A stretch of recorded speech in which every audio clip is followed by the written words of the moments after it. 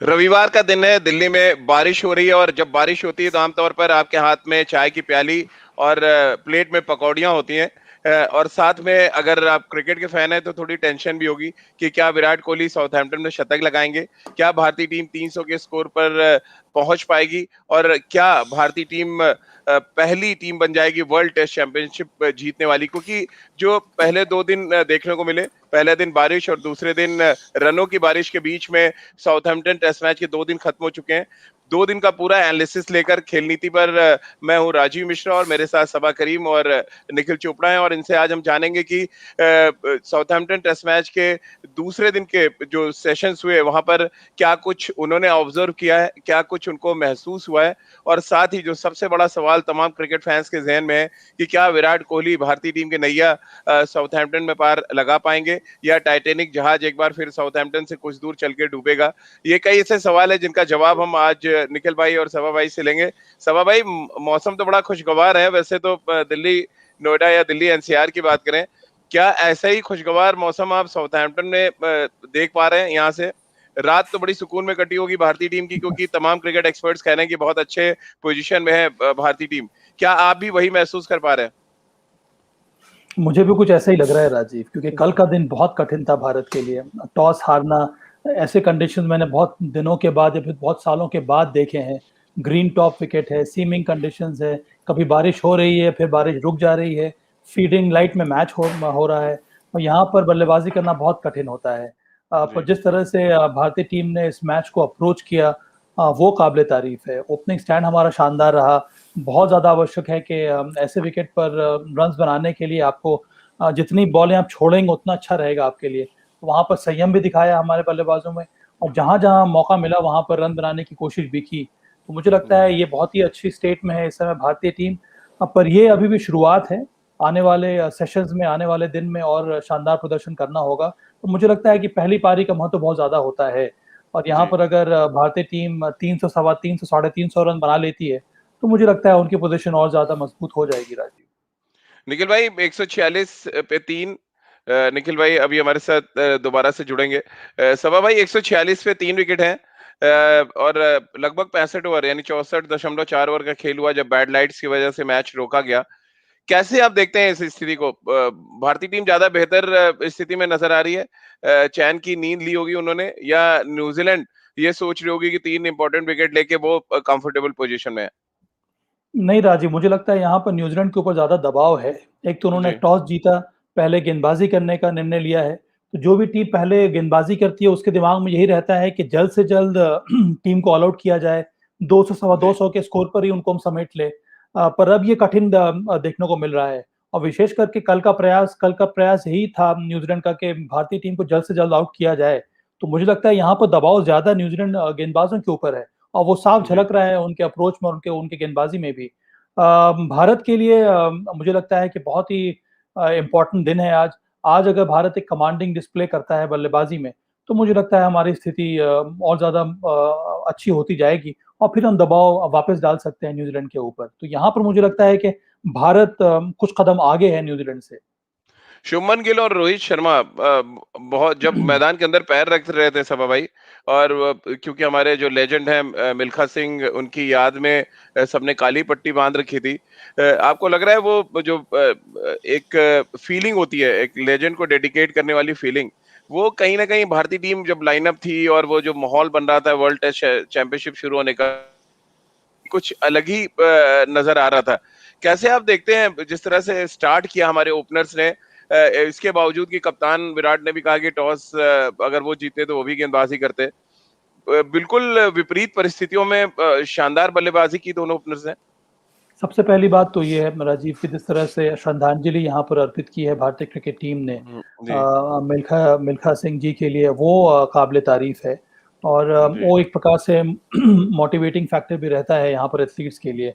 और मिल्खा सिंह जी ना ही केवल एथलेटिक्स की दुनिया के लिए एक बहुत बड़े टॉर्च बेरर रहे हैं, पर मुझे लगता है कि जी सारे हिंदुस्तान के स्पोर्ट्समैन के लिए वो एक प्रेरणा का स्रोत रहे हैं।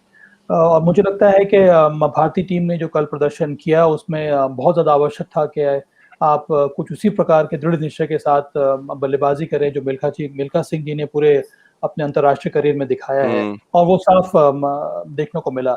जिस तरह से रोहित शर्मा, शुभमन गिल ने तैयारी की थी, जिस माइंडसेट के साथ वो गए बल्लेबाजी करने के लिए, शानदार टेम्परामेंट दिखाया, और वहां पर कई बार मजबूर किया न्यूजीलैंड के फ्रंट लाइन सीमर्स को लाइन बदलने के लिए या फिर अप्रोच में बदलने के लिए, और वहीं पर उन्होंने रन भी बनाए।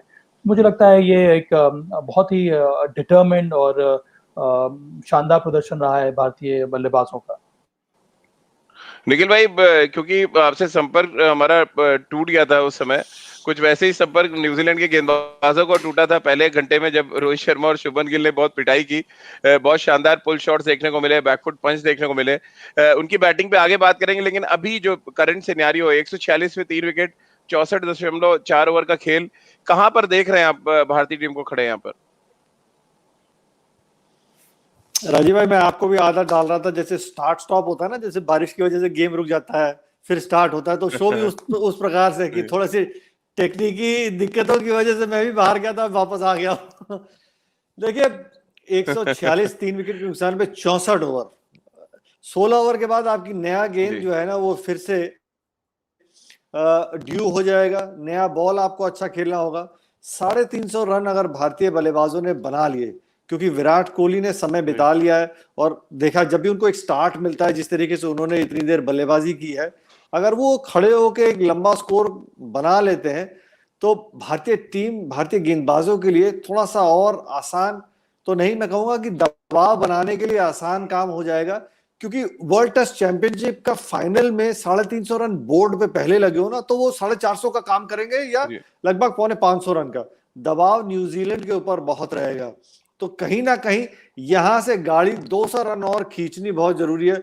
44 में बल्लेबाजी कर रहे हैं विराट कोहली, समय बिता रहे हैं, और अच्छी बात यह तालमेल बहुत शानदार नजर आ रहा है। जो बातचीत चल रही है अजिंक्य रहाणे और उन दोनों के बीच में, कौन सी गेंद छोड़नी है, कौन सी खेलनी है, वो जब भी कोई गेंदबाज शॉर्ट पिच गेंद डालता है, वो खेलने के बाद देखते हैं इस पे मैं पुल मार सकता हूं, तो पता चल रहा है धैर्य के साथ खेल रहे हैं और एक गेम प्लान के साथ खेल रहे हैं। तो ज्यादा शॉट्स खेल नहीं रहे, क्योंकि समझते हैं जितनी देर क्रीज पे खड़े रहेंगे उतनी देर दिक्कत रहेगी गेंदबाजों के लिए। निखिल भाई, जिस तरह का स्टार्ट मिला, थोड़ा मायूस हैं आप? दोनों बैट्समैनों ने 60 बॉलें खेली। अगर हम रोहित की बात करें, उन्होंने 60 खेली, शुभमन गिल ने 64 खेली, रोहित ने 34 बनाया, शुभमन गिल ने 28 रन बनाए। अच्छे स्टार्ट के बाद जिस तरह विकेट गया, थोड़े निराश थे? कैपिटलाइज करते तो शायद हम बेहतर स्थिति में होते। और जी, क्योंकि आपने मुश्किल समय निकाल लिया था, 60 गेंदें खेली, तो आपने 20 ओवर नया बॉल का निकाल दिया जब आंखें जम गई थी, तो उस समय आउट हुए। पर यही तो खासियत है इंग्लैंड में, जहां पे थोड़ा सा बादल आता है, एक गेंद मूव की, जिस तरीके से रोहित आउट हुए, बहुत बढ़िया बैकफुट पे खेल रहे थे, एक गेंद बिल्कुल ऊपर डाली, ललचाती हुई हल्की सी आउट स्विंग हुई और बाहरी किनारा, अच्छा कैच भी पकड़ा। बट ये इंग्लैंड में होगा, कुछ समय आपको लगेगा कि गेंद मूव नहीं कर रहा, उसके बाद एकदम से लगेगा अरे ये बॉल ज्यादा मूव करने लगा। ये परिस्थितियां जो बदलती हैं, थोड़े से बादल आते हैं, हवा चलती है, तो बहुत जरूरी है कि आप हर कदम जो है या हर शॉट सिलेक्शन जो रहता है ना, वो फूक फूक के खेले, क्योंकि होता है कि आप सेट हो जाते हैं, दूर का गेंद खेलने चले जाते हैं। इंग्लैंड में वो नहीं कर सकते, आपको हमेशा शरीर के पास ही खेलना होगा। सबा भाई, मैं अभी स्कोर कार्ड देख रहा था, सभी बल्लेबाजों ने, चेतेश्वर पुजारा को ने 54 गेंदें खेली, बाकी के सभी बल्लेबाज 60 से ज्यादा गेंदें खेल चुके हैं, और उनमें से विराट कोहली ने 124 गेंदें खेली हैं, और स्टैट्स में देख रहा था 34% गेंदें उन्होंने छोड़ी हैं। ये कितना इंपॉर्टेंट फैक्टर आप देख रहे हैं उनकी इनिंग्स में, जो उन्होंने 44 रन बनाए, और खासतौर से उसके बाद छोड़ते छोड़ते जो उन्होंने कुछ कवर ड्राइव्स लगाए। आज मैं सोशल मीडिया पे देख रहा था, आईसीसी ने उनके उस कवर ड्राइव को एक तरह से ट्रेडमार्क बना रखा है आज के दिन के लिए। कैसे आप देखते हैं ये जो पेशेंस के साथ बैटिंग की उन्होंने? एक तो उनका कवर ड्राइव उनका फेवरेट शॉट है, और इतनी लंबी पारी जो खेली है बॉल के हिसाब से, वहां पर उन्होंने 1 या 2 ही सिर्फ कवर ड्राइव लगाया है। इससे साफ झलक रहा है कि विराट कोहली ने कितने शानदार तरीके से अडेप्ट किया कंडीशंस को, और ये इंग्लिश वेदर या फिर इंग्लिश कंडीशंस का एग्जांपल है। यहाँ पर रन बनाने के लिए आपको विकेट पर समय बिताना होगा। आप कुछ भी काम आसानी से नहीं कर सकते, जैसे कि निखिल ने भी बयान किया है कि इंग्लैंड में बल्लेबाजी करने के लिए आप कभी भी सेट नहीं है। जब धूप खिल गई है, ड्राई हो गया है विकेट, वहां पर आपको लगता है हम सेट हो गए हैं, अचानक बादल आ जाएंगे, बारिश होने लगेगी, फिर से बॉल हवा में मूव करने लगेगी। तो इसीलिए आपको बहुत ज्यादा चौकन्ने होकर ही बल्लेबाजी करनी होगी, जो कि विराट कोहली ने किया है। तो ये दर्शाता है कि विराट कोहली का डायमेंशन जो है एक बल्लेबाज के रूप में कितना ज्यादा बढ़ गया है। क्योंकि आपको ऐसे कंडीशन रन बनाने के लिए आपको विकेट पर समय गुजारना होगा, जो कि विराट कोहली ने किया है। ये दर्शाता है उनका स्ट्रॉन्ग माइंडसेट और शानदार टेम्परामेंट। राजीव, बिल्कुल निखिल भाई, मैं देख रहा था दो अलग कैरेक्टर्स नजर आ रहे थे जब रहाणे और विराट कोहली बैटिंग कर रहे थे। रहाणे ने 4 चौके लगा दिए 29 रन में, और 44 रन में सिर्फ एक चौका लगाया है विराट कोहली ने, जो कवर ड्राइव की हम बात कर रहे थे। ये क्या ये आपस में एक अंडरस्टैंडिंग है कैप्टन वाइस कैप्टन की कि अगर आपको रेंज रडार में मिल रही है तो आप अपने शॉट्स खेलें, या पूरी इंडियन टीम की, जो हम बार बार चर्चा सभा से भी कर रहे थे, कि जो अटैकिंग मोड है इंडियन टीम का, जो काउंटर अटैक करने की प्रवृत्ति है, कि अगर आपको बैकफुट पे ढकेला जा रहा है तो आप दुगनी ताकत से अपने विरोधी पे वार करें, वो नजर आया इस साझेदारी के दौरान। मेरे को लगता है राजीव भाई, जो 4 चौके जो अजिंक्य रहाणे ने लगाए हैं, वो चारों चौके जो है बैकफुट से, जो उनका स्वाभाविक खेल है, उनको बैकफुट से खासतौर से विदेश में रन बनाना आसान होता है, क्योंकि उनका वो बैटिंग का स्टाइल है। फ्रंट फुट पे उनको बहुत कम गेंदें मिली, और जो फ्रंट फुट पे गेंदें मिली भी, जो हाफ वॉली भी थी, वो अजिंक्य रहाणे जो है वो बैट के नीचे गेंद को रोक रहे थे या सिर्फ हल्का सा धकेल रहे थे, स्ट्राइक रोटेट कर रहे थे। तो साफ तौर से पता चल रहा था कि दोनों बल्लेबाज जो हैं, खासतौर से अजिंक्य रहाणे, अपने कंफर्ट जोन वाली गेंद का इंतजार कर रहे थे। शॉट सिलेक्शन, बॉल सिलेक्शन बहुत जरूरी हो जाता है। विराट कोहली क्योंकि इतने मंझे हुए खिलाड़ी हैं, समझते हैं कि ज्यादा देर अगर एक ही गेंदबाज को खेलते रहेंगे तो वहां पे गेंदबाज का जो है वो दिक्कतें आपके लिए पैदा कर सकता है। तो स्ट्राइक रोटेट करना भी बहुत जरूरी है। हल्के हाथों से खेल के सिंगल, देखिए किस तरीके से वो सिंगल खेल रहे थे, और जब वो उनके पाले में गेंद आ भी रही थी तो सिर्फ टाइम करने को देख रहे थे, उस समय वो चौका नहीं देख रहे थे। कितनी बारी उन्होंने सिंगल को डबल में भी तब्दील किया। तो पता चलता है कि वो किस तरीके से एक रणनीति के साथ बल्लेबाजी कर रहे हैं और इंतजार कर रहे हैं कि कब बॉलिंग चेंज होगा। जब एक बैट्समैन 100 बनाता है राजीव भाई, 5 गेंदबाज होते हैं, एक ना एक स्पेल दिन में एक गेंदबाज आपको तंग करेगा। वो 5 ओवर का स्पेल, वो 30 गेंदे, बतौर बैट्समैन आप कितनी गेंदें खेलते हैं और किस तरीके से आप खेलते हैं पता चलता है, क्योंकि 100 बनाने के लिए आपको कई सारे स्पेल भी खेलने पड़ते हैं। जिस तरीके से काइल जेमिसन ने डाले, 14 ओवर डाले, मीठी मीठी आउटस्विंग डाले जा रहे थे, गेंद दे नहीं रहे थे मारने के लिए, 14 ओवर में 14 रन। पता चलता है कि किस अनुशासन के साथ उन्होंने गेंदबाजी की है। बिल्कुल सबा भाई, और विराट की अगर हम बल्लेबाजी की बात करें, अजिंक्य रहाणे की, दो डिफरेंट टाइप के बैट्समैन थे। ये न्यूजीलैंड के लिए परेशानी थी। विराट विकेट के आगे खड़े हो रहे थे स्विंग को काउंटर करने के लिए। हमने देखा नील वेगनर पे थोड़े से चेस्ट ओपन भी हो गए, उनको अलग तरीके से उन्होंने ट्रीट किया। ग्रैंड होम को अलग तरीके से वो खेल रहे थे, और जिस तरह से जेमिसन को उनको पता था, उन्होंने नेट्स में भी खेला हुआ आरसीबी में, कि उनका बॉल अचानक किक करता है अच्छी लेंथ से। शुभमन गिल के एक बॉल हेलमेट पे भी लगा था उनका। तो क्या ये न्यूजीलैंड के गेंदबाजों के लिए ज्यादा टेस्टिंग था कि एक बैकफुट पे बहुत अच्छा खेलता है रहाणे और एक फ्रंट फुट पे विराट कोहली बहुत अच्छे हैं? लेंथ एडजस्ट करने में न्यूजीलैंड को बहुत दिक्कत हुई है।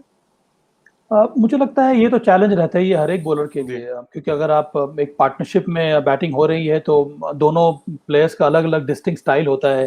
कोई फ्रंट फुट पे ज़्यादा कंफर्टेबल होता है, कोई ज़्यादा बैक फुट पे होता है, तो वहाँ पर आपको एडजस्ट करना होता है। पर यहाँ पे देखिए, मुझे ये लगता है कि पेस बॉलर्स के ऊपर पूरा का पूरा दबाव था, उनको जल्दी विकेट लेना है, और यहाँ पर जो आइडियल लेंथ है वो फ्रंट फुट पे ही है। अगर आप गुड लेंथ डिलीवरीज डालेंगे या बैक ऑफ लेंथ डिलीवरीज डालेंगे, वहीं से आप परेशान कर सकते हैं बल्लेबाजों को। अगर आप बैकफुट में ढकेलना चाहेंगे तो फिर थोड़ा बहुत वक्त मिल जाता है बल्लेबाजों को शॉट्स लगाने के लिए, जो हम लोगों ने देखा। रोहित शर्मा ने भी एक बैकफुट पंच किया, उसके साथ साथ जिस प्रकार से अजिंक्य रहाणे ने शॉट्स लगाए, कट शॉट एक बहुत ही इंपॉर्टेंट वेपन रहता है यहाँ पर। विराट कोहली के लिए अगर हम देखेंगे तो विराट कोहली कट लगाते नहीं है, वो बैकफुट पर आकर थोड़ा बहुत हल्के से पुश जरूर करते हैं, पर ज्यादातर उनके जो शॉट्स हैं, चाहे वो ऑफ साइड में हो या फिर ऑन साइड में हो, वो फ्रंट फुट से ही आते हैं। इसीलिए वहां पर जो लेंथ रही है विराट कोहली की, वो ऊपर रही है। अजिंक्य रहाणे के लिए बॉलर्स ने कई बार लेंथ में परिवर्तन किया है उनसे फॉल्स शॉट इंड्यूस करने के लिए, इस वजह से थोड़े बहुत रन्स मिले हैं यहाँ पर अजिंक्य रहाणे को। पर सबसे बड़ी बात यह है कि दोनों ही प्लेयर्स ने वेट किया है राइट बॉल पर शॉट्स लगाने के लिए। अजिंक्य रहाणे को मालूम है कि फ्रंट फुट पर शॉट खेलना बहुत मुश्किल है, ड्राइव लगाना बहुत कठिन है, लेट स्विंग हो जाता है, तो बैक फुट में ज्यादा समय मिलता है आपको स्विंग को एडजस्ट करने का, स्विंग को परखने का, उसके बाद आप शॉट्स लगा सकते हैं। तो मुझे लगता है बहुत ही ये रोमांचक मुकाबला रहा है कल के मैच का, और आज ही मुझे उम्मीद है कि बहुत ही टेस्टिंग टाइम झेलना होगा दोनों ही बल्लेबाजों को, अगर भारत को एक बड़ा स्कोर खड़ा करना है तो। निखिल भाई, 5 तेज गेंदबाज खिलाए न्यूजीलैंड ने, आपको लग रहा है सही रणनीति है और भारतीय टीम ने अपनी रणनीति में कोई बदलाव नहीं किया? हालांकि हम चर्चा कर रहे थे कि बारिश की वजह से हो सकता है कि एक एक्स्ट्रा तेज गेंदबाज खिला दें, बट सेटिस्फाइड है जो कुछ अभी तक आपने देखा है एक दिन के खेल में? एक तो बारिश में धुल गया। देखिए, मुझे लगता है राजीव भाई, जो भारत की बेस्ट टीम थी 15 में से, उसमें से 11 आपके जो बेस्ट खिलाड़ी हैं, आप उनको लेके चल रहे हैं। जिस तरीके से 3 तेज आपके पास गेंदबाज हैं, शमी, बुमराह और ईशांत शर्मा, अनुभव की वहां कोई कमी नहीं है। और ये ऐसे गेंदबाज है, एक स्पेल उनके हाथ से सही गिर जाए, 5 ओवर 6 ओवर का वो स्पेल मैच का रुख बदल सकते हैं। और साथ में अश्विन, जिस तरीके से उन्होंने विश्व भर में विकेट्स चटकाई हैं, रविंद्र जडेजा का बहुत बढ़िया समय चल रहा है, जिस तरीके से वो रन बना रहे हैं, विकेट निकाल रहे हैं, तो ये एक ऑलराउंड अटैक मैं कह सकता हूँ। और खास तौर से अगर भारत टॉस जीत के पहले गेंदबाजी करने का फैसला भी करता है, और जब पिच में नमी भी होती है, तो फिंगर स्पिनर भी बहुत असरदार होता है, या कोई भी स्पिनर बहुत असरदार और खतरनाक साबित हो सकता है, क्योंकि वो गेंद जब ग्रिप करता है तो तेजी से टर्न भी करता है। तो हमारे पास दोनों पहलू जो है वो कवर्ड थे, चाहे आप टॉस जीते, चाहे आप टॉस हार के बल्लेबाजी कर रहे हैं, क्योंकि बल्लेबाजी में भी कोई कमी नहीं। तो मेरे लिए, मेरे दृष्टिकोण से भारतीय टीम ये बेस्ट टीम थी जो खेल रही है। अगर एक और गेंदबाज, आप तेज गेंदबाज खिलाते, तो शायद मैं कहता कि आप एक स्पिनर को खिलाते, क्योंकि तीसरा दिन चौथा दिन जब आएगा तो वहां पे शायद आपको स्पिनर की जरूरत होगी, क्योंकि जैसी फुटमार्क्स होते हैं तो एक और आपको ऑप्शन रहता है। और न्यूजीलैंड के लिए उन्होंने अपना लेफ्ट आर्म स्पिनर पटेल को बाहर छोड़ा है।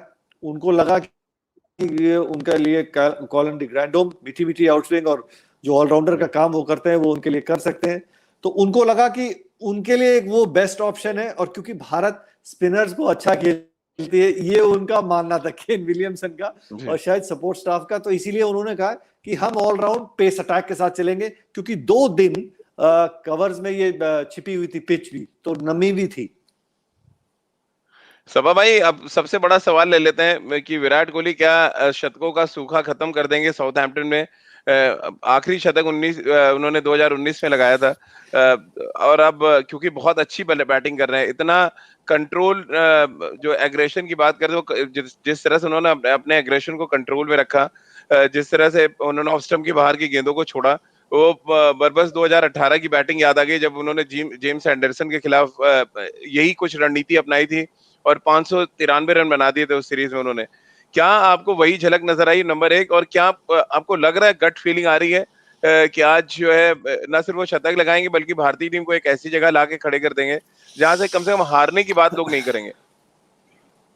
राजीव, मुझे लगता है स्ट्रॉन्ग पॉसिबिलिटी है ये। और जितनी मेहनत की है विराट कोहली ने कल बल्लेबाजी करने में, जितना समय उन्होंने बिताया है विकेट के ऊपर, जितना ज्यादा उन्होंने शॉट सिलेक्शन पर ध्यान दिया है, ये दर्शाता है कि उनके मन में भी यही होगा कि ये शतक लगाना बहुत जरूरी है। तो मुझे लगता है शतक सिर्फ एक माइलस्टोन होगा राजीव यहाँ पर विराट कोहली के लिए। जो फाइनल डेस्टिनेशन यही है विराट कोहली के लिए और भारतीय टीम के लिए कि सबसे पहले ये पहली पारी में एक बड़ा स्कोर खड़ा करें, और दूसरी बड़ी बात ये होगी कि ये टेस्ट मैच, ये टेस्ट चैंपियनशिप जो है वो अपने नाम करें। मुझे लगता है वो सिर्फ एक पार्ट होगा विराट कोहली के सोच का कि चूंकि मैंने इतनी अच्छी बल्लेबाजी की है अभी तक, इसको मुझे और कैपिटलाइज करना चाहिए। पर अंत में टेस्ट मैच जीतना बहुत ज्यादा जरूरी है विराट के लिए भी और भारतीय टीम के लिए। निखिल भाई, क्या कुछ रणनीति आप देख पा रहे हैं यहाँ पे? क्योंकि हमने देखा 2 डिफरेंट, जब हम पहला सेशन देख रहे थे और चेतेश्वर पुजारा है, सडनली वो पूरी रणनीति चेंज हो गई, बट कहीं ना कहीं वो एक थोड़ा प्रेशर क्रिएट किया चेतेश्वर पुजारा ने। कट वाली बॉलें बहुत छोड़ी उन्होंने, जो हम सब बात करेंगे स्कोरिंग, अगर आपको पॉसिबिलिटीज दिख रही तो फिर आपको रन बनाना पड़ेगा। वो काम रहाणे ने भी किया, शुरुआत में शुभमन गिल और रोहित ने भी किया। क्या स्ट्रेटेजी आप देख रहे हैं इस टेस्ट मैच के तीसरे दिन, पहले सेशन में, खासतौर से जब बॉल थोड़ा हिलेगा, अभी भी ओवरकास्ट कंडीशंस हैं जो पता चल रहा है, कैसे आप देखते हैं, क्या कुछ रणनीति होनी चाहिए भारतीय टीम की?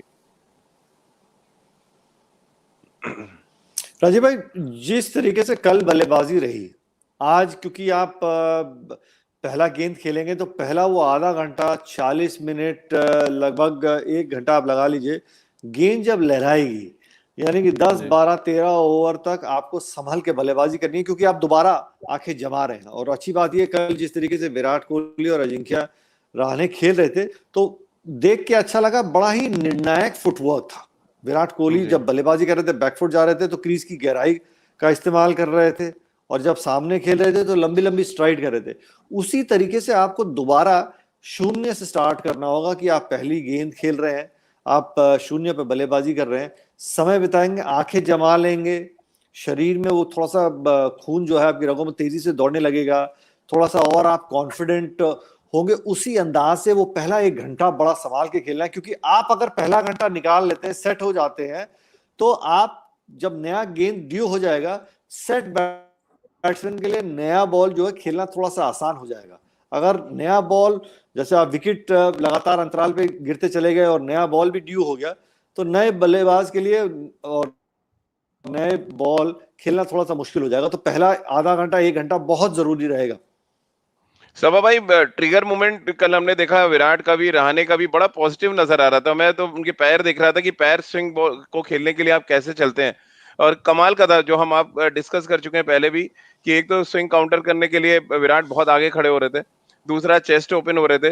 ये पैर पे ध्यान आपका भी गया, जो ट्रिगर मूवमेंट था जो बहुत पॉजिटिविटी दिखा रहा था कि ये लंबी इनिंग्स खेलने वाले हैं दोनों बैट्समैन। हाँ राजीव, मुझे लग रहा है कि ट्रिगर मूवमेंट अगर आपका अच्छा होता है और ट्रिगर मूवमेंट के बाद आपके शरीर का, बॉडी का बैलेंस सही है, तभी आपका फुटवर्क प्रिसाइज होगा। जैसा कि निखिल ने कहा, निर्णायक फुटवर्क के लिए बहुत जरूरी है कि आपको ट्रिगर मूवमेंट सही समय पर होना चाहिए, और ट्रिगर मूवमेंट के बाद आप कहाँ पर खड़े हुए हैं, वहां पर आपके बॉडी का बैलेंस क्या है। तो ये अच्छा लग रहा था दोनों के बल्लेबाजी में। और उसके साथ साथ एक और बात बहुत जरूरी है राजीव, के अगर आपका ट्रिगर मूवमेंट सही होगा, अगर आपका बॉडी का बैलेंस सही होगा, तभी आप सही लेंथ को पिक करेंगे। तो जजिंग, लेंथ को जज करना बहुत जरूरी है, विशेष करके इस प्रकार के कंडीशंस में जहां पर विकेट डोसाइल होता है। वहां पर आप जज ना भी करें, एक दो बार आप गलती कर भी दें, तब भी आप मैनेज कर लेते हैं।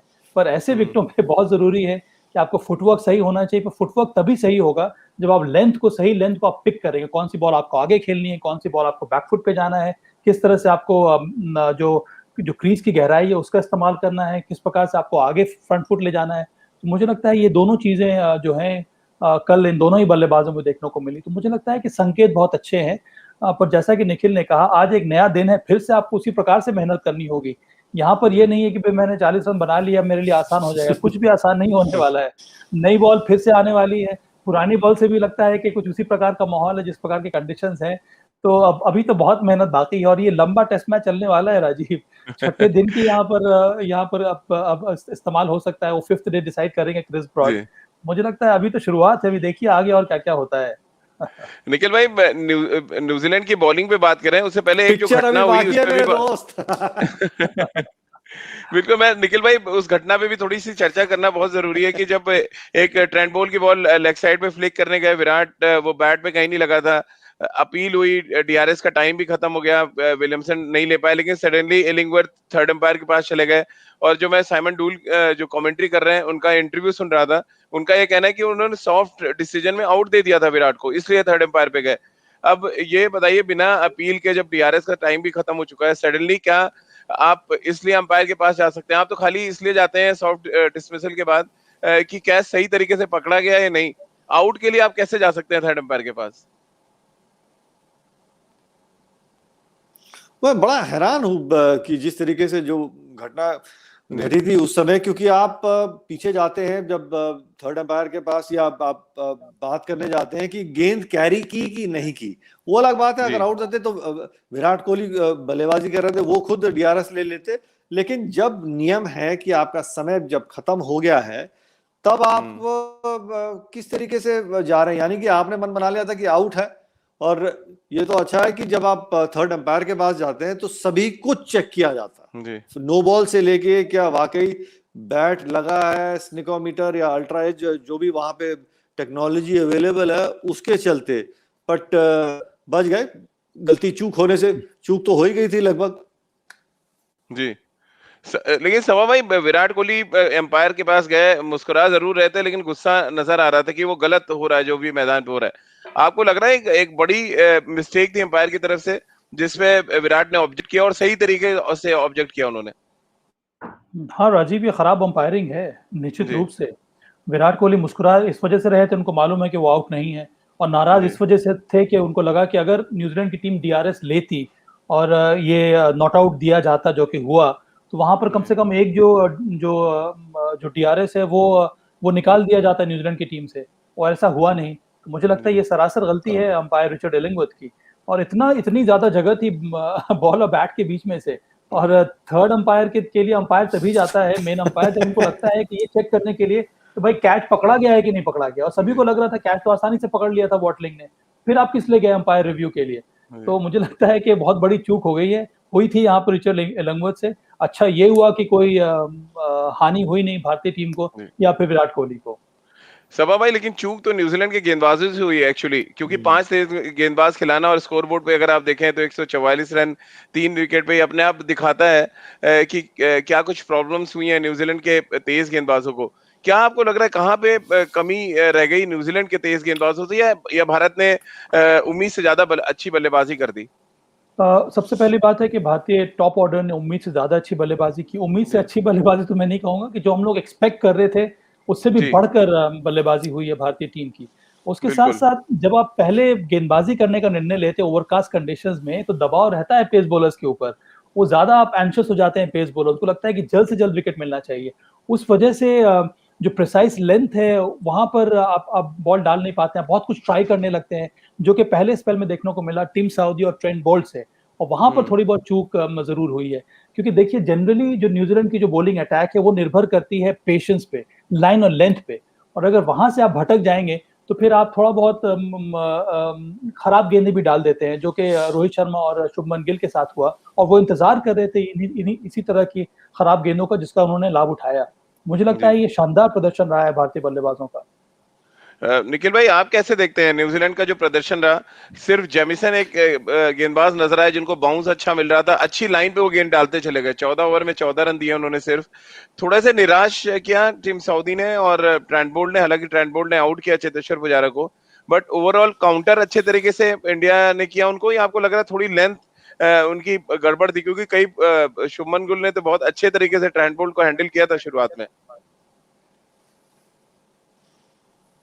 राजीव भाई, इसमें कोई दो राय नहीं है, भारतीय बल्लेबाजों ने नया बॉल बहुत बढ़िया खेला, और मुझे लगा नया बॉल थोड़ा सा वेस्ट किया गया, योजना के तहत गेंदबाजी नहीं हुई। और उसका सबसे बड़ा कारण यह है, अगर आप रोहित शर्मा को देखें, जब इस तरीके की कंडीशंस हो जहां बॉल मूव होता है, आप चाहेंगे कि अगर बतौर गेंदबाज आपके हाथ में नया गेंद है, अगर गलती होती भी है तो हाफ वॉली पे गलती हो जाए, उनको बैकफुट पे गेंद ना दी जाए शुरुआत में, क्योंकि बतौर गेंदबाज एक मौका रहता है, गेंद हवा में लहराए, और जिस तरीके से वो आउट भी हुए, कितनी गेंदें उनको आगे खेलने को मिली, उनको बैकफुट से रन बनाने में आसानी हुई। और उसके बाद जब गेंदबाजी, जब विकेट चटकाए भी, जब अजिंक्य रहाणे भी बतौर नए बल्लेबाज आए, उनका भी स्वाभाविक खेल जो है वो बैकफुट पे है, जो उन्होंने चौके भी लगाए वो अधिकतर बैकफुट से ही लगाए। उनको जब गेंदें आगे मिली, उनके लिए भी अगर बतौर गेंदबाज गलती करनी भी है तो आप और आगे डाल सकते हैं।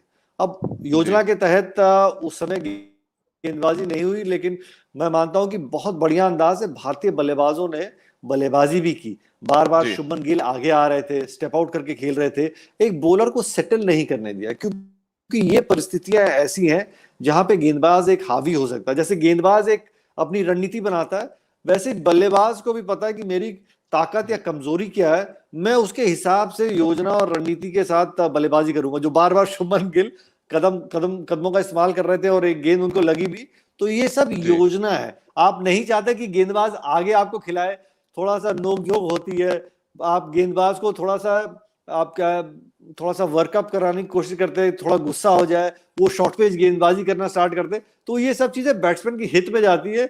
बाउंसर मारेगा तो गेंद स्विंग तो करेगा नहीं, छोड़ने में आसानी होगी। तो ये थोड़ी बहुत, ये टेस्ट मैच क्रिकेट की यही तो मजा है, ये नोकझोंक होती रहनी चाहिए, क्योंकि ये रणनीति के तहत हो रहा है। सबा भाई, चलते चलते विराट कोहली 61वां मैच खेल रहे हैं बतौर कप्तान। सबसे ज्यादा टेस्ट मैचों में कप्तानी करने वाले भारतीय कप्तान वो बन चुके हैं, और अब 44 रन पे नाबाद हैं, यानी मौका भी है और दस्तूर भी है कि कुछ बड़ा कर दें, ऐसा कि एक तो इतिहास रच दें अगर टेस्ट चैंपियनशिप जीते हैं, और अपने 61वें मैच को भी यादगार बना दें। और अगर बड़ा करना है तो फिर शतक क्या बात है, शतक से भी ऊपर रन बनाए, भारतीय टीम को एक बड़ा स्कोर खड़ा करके दें, भारतीय टीम को एक टेस्ट चैंपियनशिप फाइनल जिताएं। तो मुझे तो उम्मीद उस तरह की है। इतना जैसा कि आपने कहा कि समय भी है, दस्तूर भी है, और विराट कोहली अच्छे फॉर्म में भी है और उनकी टीम अच्छा खेल रही है इस समय। तो उम्मीद तो कुछ इसी प्रकार की मैंने लगा रखी है विराट कोहली से और भारतीय टीम से। चलिए सभा भाई, बहुत बहुत शुक्रिया आपका। निखिल भाई, आपका भी बहुत बहुत शुक्रिया हमारे साथ जुड़ने के लिए। आप भी खेल नीति के प्लेटफॉर्म पर हमारे साथ जुड़ सकते हैं रोज शाम 7:30 बजे। इसके अलावा फेसबुक पेज पर आप हमारे साथ जुड़ सकते हैं, आईवीएम के पॉडकास्ट के यूट्यूब पेज पर, इसके अलावा आईवीएम पॉडकास्ट के फेसबुक पेज पे हमारे साथ जुड़ सकते हैं। इसके अलावा आप खेल नीति का हर एपिसोड सुन सकते हैं IVMpodcast.com, गाना, स्पॉटिफाई, सावन, गूगल पॉडकास्ट या अन्य आईवीएम पॉडकास्ट के नेटवर्क पर। और इन दिनों क्योंकि ये टेस्ट मैच चल रहे हैं तो हम रोज आपको लाइव मिलेंगे सुबह 9 बजे वीकडेज पे। और इसके अलावा क्योंकि वीकेंड चल रहा है तो हमने देर से थोड़ा शुरू किया, लेकिन इस बात का वादा है कि हम रोज आपको ये वर्ल्ड टेस्ट चैंपियनशिप का अपडेट लेके सुबह 9 बजे आपके साथ हाजिर होंगे अपने तमाम क्रिकेट एक्सपर्ट्स के साथ। बहुत बहुत शुक्रिया आपका हमारे साथ जुड़ने के लिए।